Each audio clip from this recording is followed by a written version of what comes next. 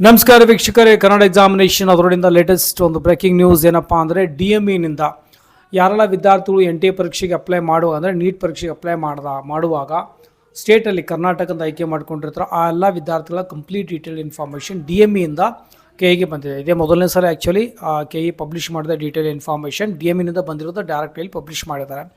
Check ಮಾಡ್ಬೋದು. ಈ ಕರ್ನಾಟಕದಲ್ಲಿ ಅಂದರೆ ಕರ್ನಾಟಕ ವಿದ್ಯಾರ್ಥಿಗಳು ಏನೆಲ್ಲ ಸ್ಕೋರ್ ಮಾಡಿದ್ದಾರೆ, 600+ ಎಷ್ಟಿದ್ದಾರೆ, 550, 500+ ಕಂಪ್ಲೀಟ್ ಡೀಟೇಲ್ ಇನ್ಫಾರ್ಮೇಷನ್ ನಿಮಗೆ ಅವೈಲೇಬಲ್ ಆಗುತ್ತೆ. ಅದು ಆಲ್ರೆಡಿ ಅಫಿಷಿಯಲ್ ವೆಬ್ಸೈಟ್ನಲ್ಲಿದೆ. ಅದನ್ನು ಸಹ ನೀವು ಡೌನ್ಲೋಡ್ ಮಾಡಿಕೊಂಡು ಒಂದು ಸಲ ಚೆಕ್ ಮಾಡ್ಕೊಳ್ಳಿ. 1 or 2 ಡೇಸ್ನಲ್ಲಿ ಯಾರೆಲ್ಲ ಎಲಿಜಿಬಲ್ ಆಗಿರ್ತಾರೋ ಮಾರ್ಕ್ಸ್ ಎಂಟ್ರಿ ಮಾಡ್ಬೋದು. ಅಂದರೆ ಕೌನ್ಸಿಲಿಂಗ್ ಪ್ರಕ್ರಿಯೆಗೆ ಸಿದ್ಧತೆ ಮಾಡಲಾಗುತ್ತೆ.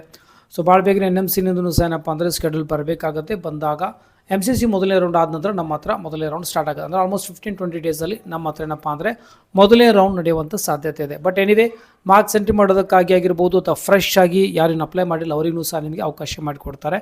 ಸೊ ಭಾಳ ಬೇಗನೆ ಅಪ್ಡೇಟ್ ಬರುತ್ತೆ. ಪ್ರೆಸೆಂಟ್ಲಿ ನೀವೇನಪ್ಪ ಅಂದರೆ ಕರ್ನಾಟಕದ ವಿದ್ಯಾರ್ಥಿಗಳ ಪರ್ಫಾರ್ಮೆನ್ಸ್ ಏನಪ್ಪ ಅಂದರೆ ನೀವು ನೋಡ್ಬೋದು.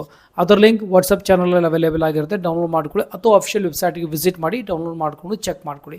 ಓಕೆ, ವಿಡಿಯೋದಲ್ಲಿ ಇಷ್ಟೇ. ಇದೇ ರೀತಿ ನಾನು ನಿಮಗೆ ಅಪ್ಡೇಟ್ ನೀಡ್ತಾ ಇರ್ತೀನಿ ಅಪ್ ಟು ಅಡ್ಮಿಷನ್ ಆಗೋವರೆಗೂ. ಮತ್ತಷ್ಟು ನಮ್ಮ ಮುಂದೆ ವಿಡಿಯೋದಲ್ಲಿ. ಟೇಕ್ ಕೇರ್, ಬಾಯ್.